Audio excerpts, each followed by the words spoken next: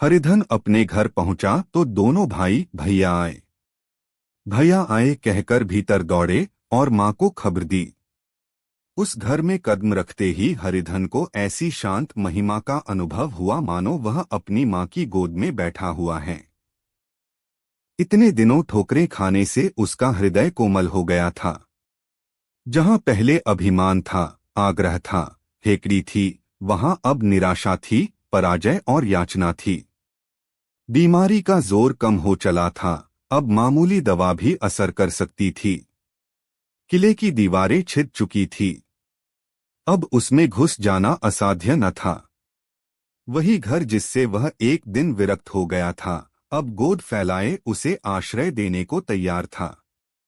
हरिधन का निर्वलंब मन यह आश्रय पाकर मानो तृप्त हो गया। शाम को विमाता ने कहा, बेटा तुम घर आ गए, हमारे धन्य भाग। अब इन बच्चों को पालो। माँ का नाता न सही, बाप का नाता तो है ही, मुझे एक रोटी दे देना, खाकर एक कोने में पड़ी रहूंगी। तुम्हारी अम्मा से मेरी बहन का नाता है, उस नाते से तुम मेरे लड़के होते हो। हरिधन ने मातृविह्वल आंखों से विमाता के रूप में अपनी माता के दर्शन किए।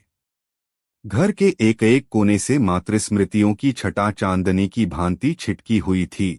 विमाता का प्रौढ़ मुखमंडल भी उसी छटा से रंजित था। दूसरे दिन हरिधन फिर कंधे पर हल रखकर खेत को चला। उसके मुख पर उल्लास था और आंखों में गर्व। वह अब किसी का आश्रित नहीं, आश्रयदाता था, किसी के द्वार का भिक्षुक नहीं, घर का रक्षक था। एक दिन उसने सुना, गुमानी ने दूसरा घर कर लिया। माँ से बोला, तुमने सुना काकी? गुमानी ने घर कर लिया। काकी ने कहा, घर क्या कर लेगी, ठट्ठा है। बिरादरी में ऐसा अंधेर, पंचायत नहीं अदालत तो है। हरिधन ने कहा, नहीं काकी, बहुत अच्छा हुआ। ला महावीर जी को लड्डू चढ़ा आऊं।